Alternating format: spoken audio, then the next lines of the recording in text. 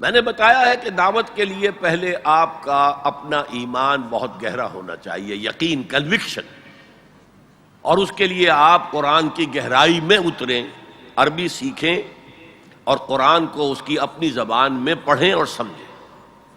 اس کے بعد از خود راستے کھلیں گے۔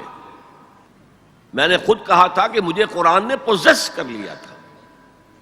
I was possessed by قرآن، قرآن نے مجھے جکڑ لیا کہ کہاں جا رہے ہو، یہ ہے اصل شے۔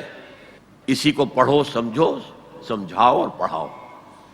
خیرکم من تعلم القرآن وعلمہ۔ ڈاکٹر مجھ سے ایک زیادہ جو ہے سمجھدار اور ہائیلی کوالیفائڈ موجود ہے۔ اب تو گلی گلی ڈاکٹر ہے، کئی ڈاکٹر ہر گلی کے اندر ہے اور اسپیشلسٹ موجود ہیں، لیکن یہ کہ ایک خاص اللہ نے مجھے ایک صلاحیت عطا کی ہے کہ میں جدید تعلیم یافتہ لوگوں تک قرآن کا پیغام پہنچا سکتا ہوں کہ وہ دلچسپی سے میری بات سنیں۔ ایک کمیونیکیشن ہے جو گیپ نہیں ہے میرے اور ان کے درمیان۔ عام علماء علم کے پہاڑ ہیں، یا میں کہا کرتا ہوں کہ علم کے وہ ڈیم ہیں، جیسے کہ ہمارے ہاں منگلا ڈیم ہے اور دوسرا تربیلا ڈیم ہے، اور ڈیم میں پانی کھڑا ہے لیکن یہ بیکار ہے جب تک کہ یہ دریا میں نہ چھوڑا جائے، دریا سے نہروں میں نہ جائے، بیراجز کے ذریعے سے، پھر وہ جو چھوٹے کھالوں میں سے ہو کر زمین پر نہیں پہنچتا تو بیکار ہے۔ زمین پر پہنچے گا تو پھر وہاں سے رویدگی ہوگی، فصل پکے گی، فصل بڑھے گی۔ اسی طرح وہ علم کے تو ہیں ڈیم، لیکن ان کی کمیونیکیشن نہیں رہی۔ وہ آج سے کئی سو سال پہلے کی فضا میں رہ رہے ہیں، وہ علوم وہ پڑھ رہے ہیں جو اس وقت مرتب ہوئے تھے، انہی کی اصطلاحات میں پڑھ رہے ہیں، جدید اصطلاحات مجھے انہیں معلوم نہیں۔ تو ایک گیپ آف کمیونیکیشن ہے، اور وہ صرف ایک، جسے آپ کہتے ہیں کہ جنریشن گیپ نہیں ہے، سینچریز گیپ ہے۔ لہذا ان کا علم جو ہے معاشرے کے اندر پھیل نہیں رہا۔ اللہ نے ایک صلاحیت دی تھی اور میں نے اس کے لیے پھر اپنے آپ کو وقف کیا ہے۔ اللہ کا شکر ہے، اللہ کا فضل ہے۔ اب میں کہہ سکتا ہوں کہ نصف صدی سے زیادہ مجھے ہو گیا ہے۔ میں نے اپنے زمانہ طالب علمی میں شروع کر دیا تھا 19-20 سال کی عمر سے، اور وہ میں نے مسلسل مطالعہ جاری رکھا ہے، مسلسل جو ہے اس کام کو کر رہا ہوں۔ تو وہ جو حفیظ نے کہا ہے کہ تدوین و تکمیل فن میں جو بھی حفیظ کا حصہ ہے، حفیظ جالندری، نصف صدی کا قصہ ہے، 2-4 برس کی بات نہیں۔ تو میرا معاملہ بھی یہ کہ میں کہہ سکتا ہوں کہ نصف صدی سے میں یہ کام کر رہا ہوں۔ اللہ کا شکر ہے کہ اس نے مجھے اس کی توفیق عطا فرمائی۔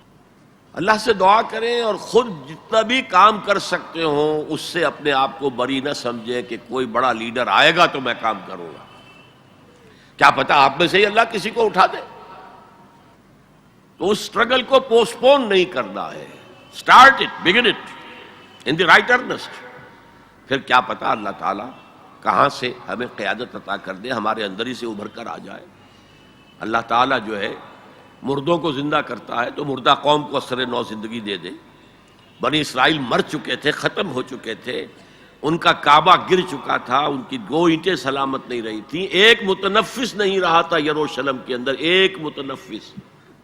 حضرت عزیر نے اسے دیکھ کر کہا تھا اللہ یحیی ہذہ اللہ بعد موتہا، کیسے اللہ اس شہر کی بربادی کے بعد اسے دوبارہ آباد کرے گا۔ تو 100 سال تک اللہ نے ان پر موت طاری کیے رکھی، پھر انہیں اٹھایا۔ اس عرصے میں وہ انقلاب آ چکا تھا، بیبیلونیا پر حملہ کیا ایران کے بادشاہ سائرس نے کہ خورس نے، اور اجازت دے دی جاؤ اور جا کر اپنا شہر دوبارہ آباد کر لو، اپنا ٹیمپل دوبارہ بنا لو۔ تو اللہ تعالیٰ مردوں کو زندہ کرتا ہے، کیا پتا ہماری مردہ قوم میں بھی زندگی پیدا ہو جائے، اور کیا پتا ہمارے ذریعے سے کسی غیر مسلم قوم تک پیغام پہنچ جائے جو زیادہ زندہ قوم ہو، جس میں نیسنٹ ہائیڈروجن جسے آپ کہتے ہیں، وہ نیسنٹ جو ہے پوٹینشیل موجود ہے۔ ٹھیک ہے، ذریعہ ہم بن جائیں۔ تاتاریوں کو آخر کنورٹ کر دیا تھا کہ نہیں؟ جن کی اسلام دشمنی جو ہے وہ آپ پر ظاہر ہے، میں اسے بیان کر چکا ہوں۔